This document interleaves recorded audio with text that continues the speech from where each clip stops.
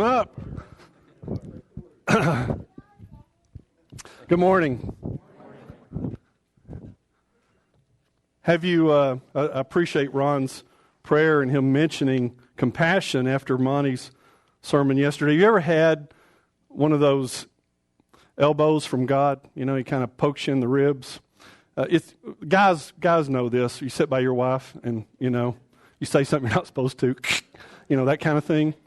Well, I had one of those last week. It's ironic that Monty's lesson was on compassion. I was sitting in my office working on some lessons for a Wednesday night series that it starts in a week, and this is a busy time of year as it is for everybody. For the ministry staff, kind of kicks off our year, and so I've had a hard time carving out the time to prepare these lessons. So I finally had these few hours. I was right in the middle of this lesson, and Stacy, my ministry assistant, walks in and she said, "We just got a phone call from the hospital, and there's a family there. They're part of the Church of Christ in a surrounding community, and they just got some bad news, and they want a minister to come up and pray with them." An interruption, you know? I mean, I'm working on my lesson here, and I got this interruption, and I look up. I had the PowerPoint for the series up, and across my screen it says compassion. So I felt the elbow, you know, and I'm thinking, you know, I'm kind of a whiner, you know, oh, I don't want to go, let somebody else go. And so I looked up and I saw that, and it took me a moment, and I gathered myself, and I thought, okay, you need to do this. You pray for this, Rodney. You pray for opportunities, and here's an opportunity, and you're whining about it. And then God winked at me and said, "Now go." And so I went, and it was a good experience for me. I'm not sure about the folks that I met with, but it was for me. So I'm standing out in the East Foyer Sunday morning, and I'm watching all the people coming in.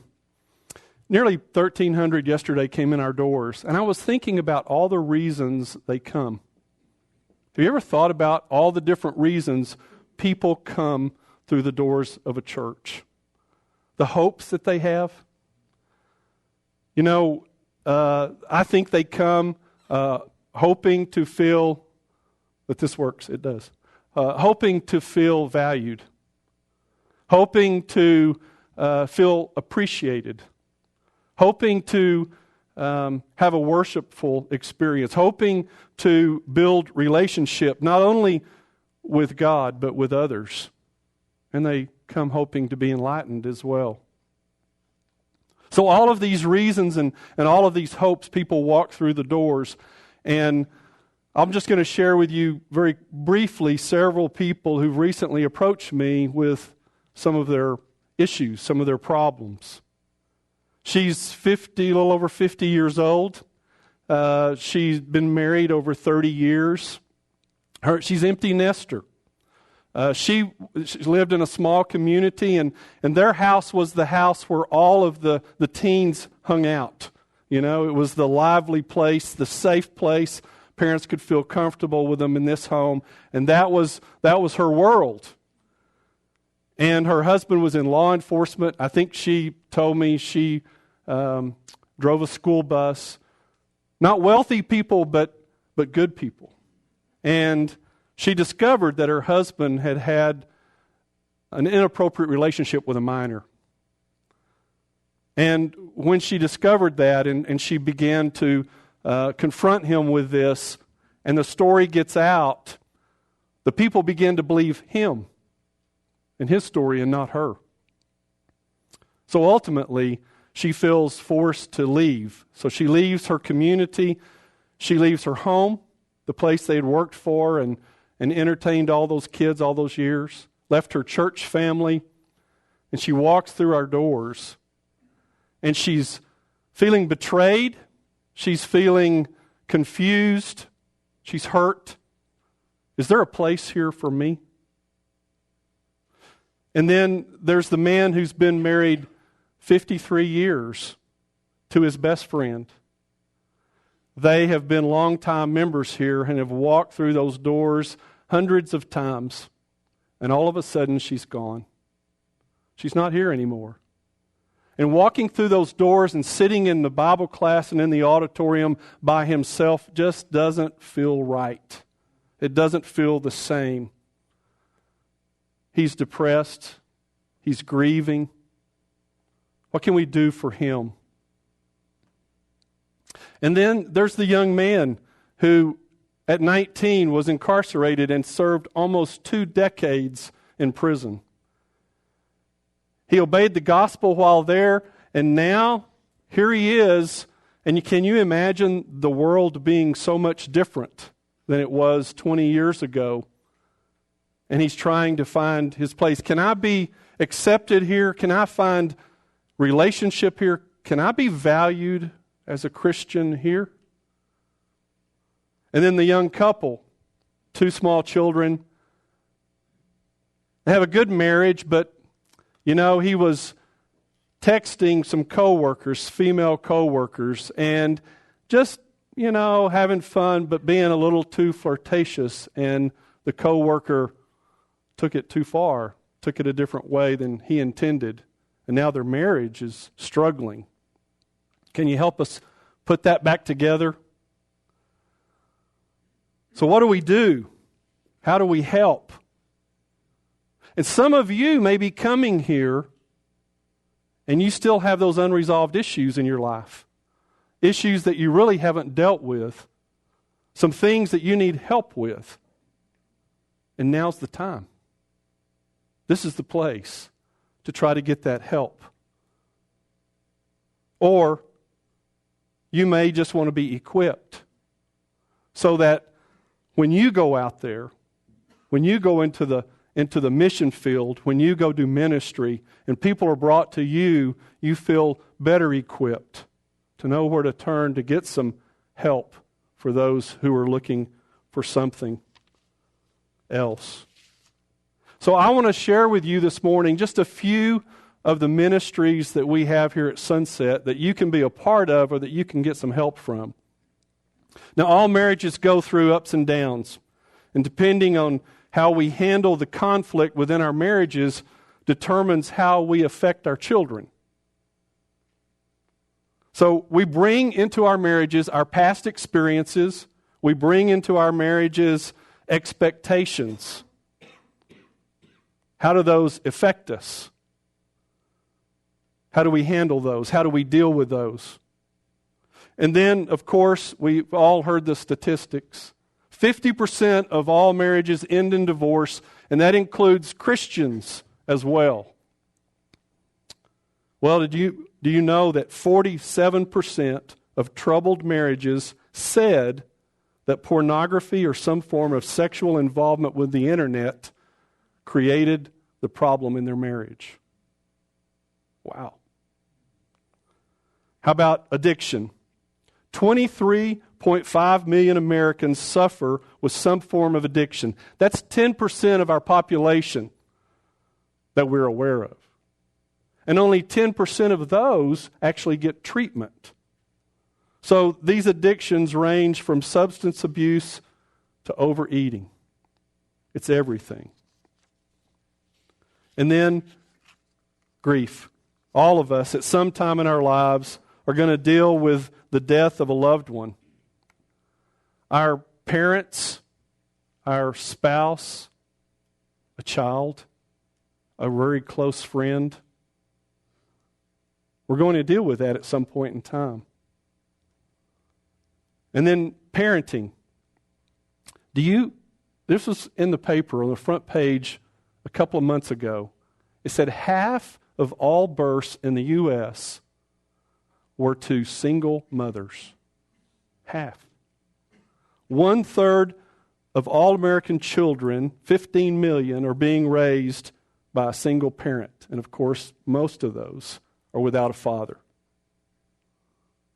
And then on top of that, just dealing with our own children in this world, sex, drugs, alcohol, cell phones, and the internet, just to name a few of the issues. And then there's all sorts of health issues. Terminal illnesses, some cancers, chronic illnesses, such as diabetes. There's accidental injuries. And of course, there's issues with aging. I want to talk about that. So this is the thing. Church is messy. This is our world today, our culture. And it's always been a messy world, hasn't it? Thus the need for God. It's what people are dealing with. Who will they turn to in times of need? When they feel desperate, who are they going to turn to? Probably a coworker or a friend. And what are they going to do? They're going to look for the missionary. They're going to look for the minister and bring them to you and say, can you help my friend? Can you help my coworker? So is the church ready? Are we equipped? Paul says, it was he who gave some to be apostles, some to be prophets, some to be evangelists, and some to be pastors and teachers, to prepare God's people for works of service, so that the body of Christ may be built up until we all reach unity in the faith and in the knowledge of the Son of God and become mature, attaining to the whole measure of the fullness of Christ. Paul says that as leaders, as ministers, as evangelists, as teachers, and as shepherds, we are to equip, we are to prepare God's people for works of service. I think, when I think of Jesus, I think of his teaching, of course. But there's also the aspect of ministry as well with Jesus. You know, there was this verbal teaching, but there was this action that took place. So, I remember that he demonstrated ministry to his disciples. He showed them how to minister to people. And remember, he washed the disciples' feet, showing his character. He said he came to serve and not to be served. So, how will God form us? And what will he do with us as he transforms us? The knowledge is very important. But the experiences, the first-hand experiences, will truly mold us and shape us. So, I want to just let you see all of the different ministries that we have here, and I want you to be aware of them. Tom Byers came by my office last week and interrupted me in what I was doing, and wanted to be identified as a part of this family of believers. And he was saying, you know, I've moved from the East Coast to this vacation Mecca. I have entered SIBI, and it's not anything like the online classes that I experienced. And he said, and then I come from a congregation of 30, and most of the Bible classes we have are larger than that. He said it's just a little overwhelming. And I understand that. It is overwhelming. But I want you to know that we care about you. We value you. We want you to be plugged in to the body of believers.